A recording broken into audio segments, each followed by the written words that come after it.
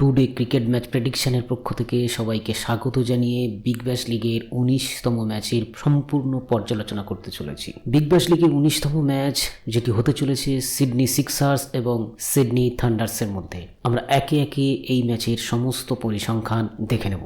ম্যাচটি হতে চলেছে 30শে ডিসেম্বর মঙ্গলবার 1:45 মিনিটে। ম্যাচে হালকা বৃষ্টি হওয়ার সম্ভাবনা রয়েছে, তাপমাত্রা 25 ডিগ্রি থাকার সম্ভাবনা। সম্প্রতি সিডনি সিক্সার যে 5টি ম্যাচ খেলেছে তার মধ্যে তারা 3টিতে জয়লাভ করেছে, 2টিতে তারা পরাজয় স্বীকার করেছে। আর সিডনি থান্ডার সম্প্রতি 5টি ম্যাচের মধ্যে 1টিতে কেবলমাত্র জয়লাভ করেছে আর 4টিতে তারা পরাজয় স্বীকার করেছে। আমরা যদি হেড টু হেড পারফরমেন্স দেখি তাহলে দেখব টোটাল 11টি ম্যাচ হয়েছে, তার মধ্যে সিডনি সিক্সার্স 7টি ম্যাচ জয়লাভ করেছে আর সিডনি থান্ডার 3টি ম্যাচ জয়লাভ করেছে আর 1টি ম্যাচ ড্র হয়েছে। উইনিং চান্স হচ্ছে সিডনি সিক্সার 55% আর সিডনি থান্ডার হচ্ছে 45%। টিম স্ট্রেংথ সিডনি সিক্সার হচ্ছে ব্যাটিং এবং বোলিং দুটি বিভাগেই যথেষ্ট শক্তিশালী আর সিডনি থান্ডার দুটি বিভাগেই অ্যাভারেজ। সিডনি শো গ্রাউন্ডে সম্প্রতি যে ম্যাচগুলি হয়েছে তার পরিসংখ্যানগুলি হলো BRH 203 5 উইকেটের বিনিময়ে পক্ষান্তরে সিডনি থান্ডার 52 রান করেছে 1 উইকেটের বিনিময়ে।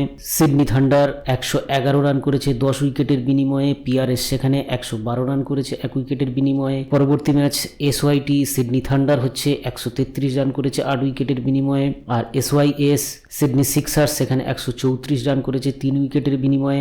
BRH 221 রান করেছে 6 উইকেটের বিনিময়ে। SYT সেখানে 124 রান করেছে, কোনো উইকেট হারায়নি। পরবর্তী ম্যাচ ADS 139 রান করেছে 9 উইকেটের বিনিময়ে। তার পক্ষান্তরে SYT কেবলমাত্র 15 রান করতে সক্ষম হয়েছে 10 উইকেটের বিনিময়ে। পরবর্তী ম্যাচে SYT 172 রান করেছে 7 উইকেটের বিনিময়ে, সেখানে ADS কেবলমাত্র 144 রান করেছে 10 উইকেটের বিনিময়ে। অপর যে ম্যাচটি দেখতে পাচ্ছি সেখানে SYS 168 রান করেছে 4 উইকেটের বিনিময়ে। পক্ষান্তরে SYT অর্থাৎ সিডনি থান্ডার হচ্ছে 142 রান করেছে 10 উইকেটের বিনিময়ে। অর্থাৎ আমরা এখানে দেখতে পাচ্ছি সিডনি থান্ডার ঘরের মাঠে সেভাবে পারফরমেন্স করতে পারেনি। তারা 7টি ম্যাচের মধ্যে কেবলমাত্র 2টিতে জয়লাভ করেছে আর 5টিতে পরাজয় স্বীকার করেছে। এই স্টেডিয়ামে টোটাল 7টি ম্যাচের মধ্যে 1টিতে 200-র বেশি রান হয়েছে, 150-র নিচে রান হয়েছে 4 বার আর 170 প্লাস রান হয়েছে একবার আর 150 ও 170-এর মধ্যে রান হয়েছে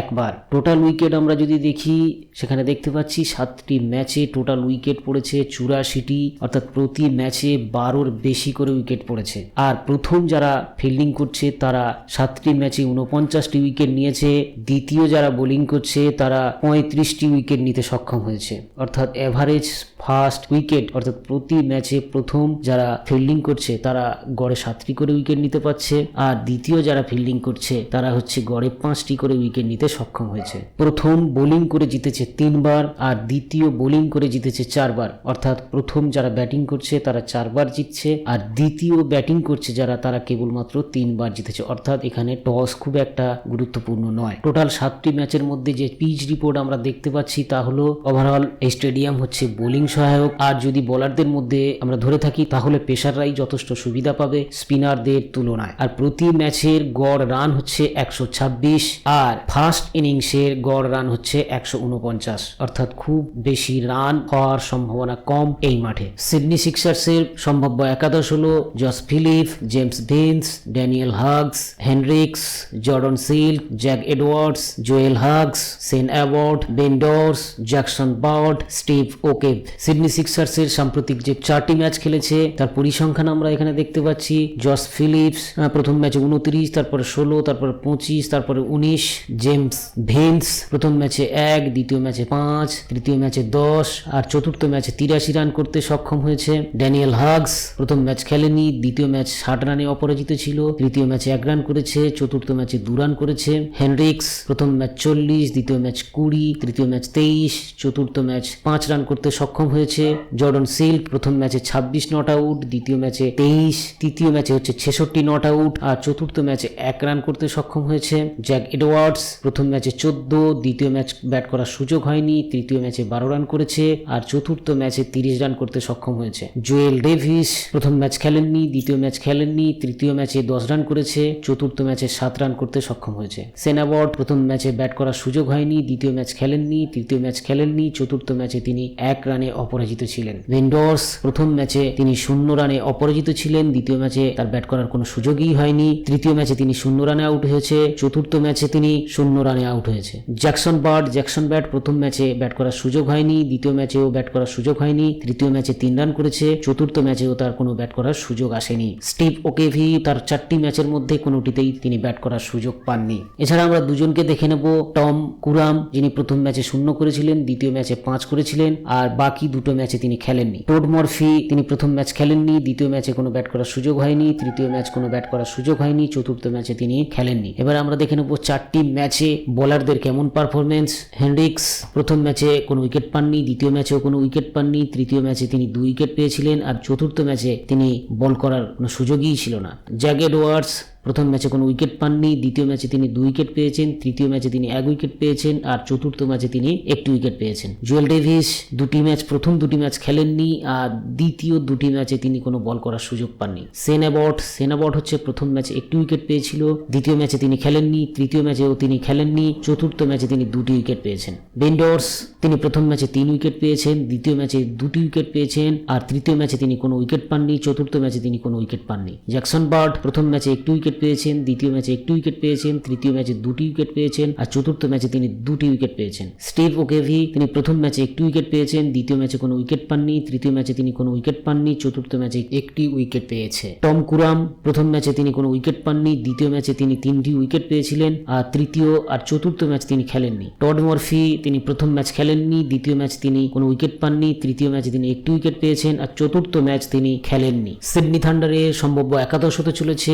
Cameron Bancroft, Alex Hales, Jason Sangha, Oliver Davies, Alex Ross, Daniel Sams, Chris Green, Nathan McAndrew, Gurinder Sandhu, Zaman Khan, Tanveer Sangha. Sydney Thunder সম্প্রতি যে 4টি ম্যাচ খেলেছে তার পরিসংখ্যান আমরা এখানে দেখতে পাচ্ছি। ক্যামেরন ব্যানক্রফট প্রথম ম্যাচে 25, দ্বিতীয় ম্যাচে 74, তৃতীয় ম্যাচে 30, আর চতুর্থ ম্যাচে 46 রান করেছেন, অর্থাৎ ধারাবাহিকভাবে তিনি রান করতে সক্ষম হচ্ছেন। অ্যালেক্স হেলস প্রথম ম্যাচে 0, দ্বিতীয় ম্যাচে 18, তৃতীয় ম্যাচে 40, আর চতুর্থ ম্যাচে তিনি 28 রান করেছেন, অর্থাৎ তিনি যথেষ্ট সাবলীলভাবে খেলতে সক্ষম হচ্ছেন। জ্যাসন সাঙ্গা প্রথম 2টি ম্যাচ খেলেননি, কিন্তু তৃতীয় ম্যাচে তিনি 19 রান করেছেন, চতুর্থ ম্যাচে তিনি 11 রান করতে সক্ষম হয়েছেন। অলিভার ডেভিস প্রথম ম্যাচে 35, দ্বিতীয় ম্যাচে 32, তৃতীয় ম্যাচে 23, আর চতুর্থ ম্যাচে তিনি 23 রান করতে সক্ষম হয়েছেন। অ্যালেক্স রস, তিনি প্রথম ম্যাচে 2, দ্বিতীয় ম্যাচে 46, তৃতীয় ম্যাচে 17, চতুর্থ ম্যাচে 19। ড্যানিয়েল সামস প্রথম ম্যাচে 11, দ্বিতীয় ম্যাচে 1, তৃতীয় ম্যাচে তিনি 22 রানে অপরাজিত ছিলেন, আর চতুর্থ ম্যাচে তিনি 1 রান করতে সক্ষম হয়েছেন। ক্রিস গ্রিন প্রথম ম্যাচে 30, দ্বিতীয় ম্যাচে 3 রানে অপরাজিত ছিলেন, তৃতীয় ম্যাচে তিনি ব্যাট করার কোনো সুযোগ পাননি, চতুর্থ ম্যাচে তিনি 3 রান করতে সক্ষম হয়েছেন। নাথান ম্যাকঅ্যান্ড্রু প্রথম ম্যাচ 13, দ্বিতীয় ম্যাচ 22, তৃতীয় ম্যাচ 13 রানে অপরাজিত ছিলেন, চতুর্থ ম্যাচে 2 রান করতে সক্ষম হয়েছেন। গুরিন্দর সান্ধু প্রথম 3টি ম্যাচ তিনি খেলেননি, চতুর্থ ম্যাচে তিনি 10 রান করতে সক্ষম হয়েছেন।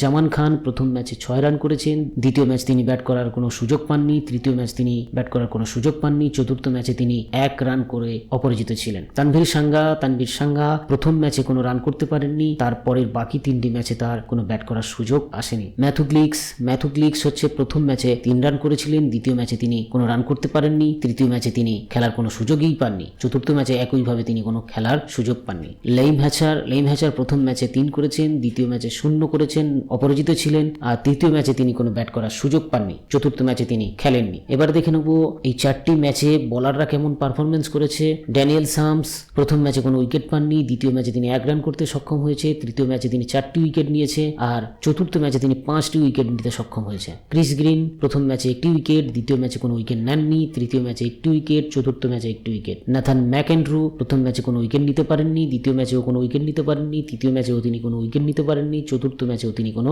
উইকেট নিতে পারেননি। গুরিন্দর সান্ধু তিনি প্রথম 3টি ম্যাচ খেলেননি, কিন্তু চতুর্থ ম্যাচে তিনি 1টি উইকেট নিতে সক্ষম হয়েছেন। জামান খান প্রথম ম্যাচে 2টি উইকেট নিয়েছেন, দ্বিতীয় ম্যাচে তিনি 1টি উইকেট নিয়েছেন, তৃতীয় ম্যাচে তিনি 3টি উইকেট নিয়েছেন, চতুর্থ ম্যাচে তিনি 2টি উইকেট নিতে সক্ষম হয়েছেন। তানভীর সাঙ্গা প্রথম ম্যাচে 3টি উইকেট নিয়েছেন, দ্বিতীয় ম্যাচে তিনি 1টি উইকেট নিয়েছেন, তৃতীয় ম্যাচে তিনি কোনো উইকেট নেননি, পারেননি। চতুর্থ ম্যাচে তিনি একটু উইকেট নিয়েছেন। ম্যাথু গ্লিক্স প্রথম দুটি ম্যাচে তিনি কোনো বল করার সুযোগ পাননি, কারণ তিনি যেহেতু উইকেট কিপার, আর তৃতীয় চতুর্থ ম্যাচ তিনি খেলার সুযোগ পাননি। লেইম হ্যাচার প্রথম ম্যাচে একটি উইকেট নিয়েছিলেন, দ্বিতীয় ম্যাচে কোনো উইকেট পাননি, তৃতীয় ম্যাচে তিনি একটু উইকেট পেয়েছেন, আর চতুর্থ ম্যাচে তিনি খেলেননি। এখন আমরা দেখে নেব সিডনি সিক্সার্স এবং সিডনি থান্ডার্সের কোন বলার কখন বল করেন। সিডনি সিক্সার্সের স্টার্টিং বলার হিসাবে আমরা সেন অ্যাবট, জেভার্ড, স্টিভ ওকেভিকে পেয়ে থাকি। মিডিল বলার হিসাবে আমরা জ্যাক এডওয়ার্ডস, জেভার্ড, বি ডস, স্টিভ ওকেভিকে পেয়ে থাকি। আর ডেথ বলার হিসাবে আমরা সেন অ্যাবট, বি ডস, জেভার্ড, জ্যাক এডওয়ার্ডস। এবার সিডনি থান্ডারের স্টার্টিং বলার হিসাবে McAndrew, Gurinder, T Sangha, Chris Green. Middle bowler হিসাবে Chris Green, Zaman Khan, Daniel Sams, T Sangha. Death bowler হিসাবে Zaman Khan, Daniel Sams, Chris Green. আমরা একে একে সমস্ত পরিসংখ্যান দেখে নিলাম বিগ ব্যাশ লিগের 19তম ম্যাচের। আশা রাখবো যারা ফ্যান্টাসি গেম খেলেন তাদের ক্ষেত্রে এই পরিসংখ্যান যথেষ্ট উপকারে লাগবে, অর্থাৎ কাজে লাগবে। কিন্তু ভিডিওটি শেষ করার আগে বলবো, যদি এই পরিসংখ্যান বা এই তথ্যগুলো ভালো লেগে থাকে তাহলে চ্যানেলটিকে সাবস্ক্রাইব করবেন। আর সবার শেষে বলবো, ফ্যান্টাসি গেম একটি ঝুঁকিপূর্ণ খেলা, সুতরাং খুব সাবধানে আমাদের খেলা উচিত যাতে আমাদের লস না হয়। সুতরাং সেদিকটাকে আমাদেরকে নজর দেওয়া উচিত। সবাইকে নমস্কার জানিয়ে ভিডিওটি শেষ করলাম। ভিডিওটি দেখার জন্য সবাইকে ধন্যবাদ জানালাম। ফের গুরুত্বপূর্ণ ম্যাচের পর্যালোচনা আসতে চলেছে, তার জন্য চ্যানেলটিকে সাবস্ক্রাইব করুন। ধন্যবাদ।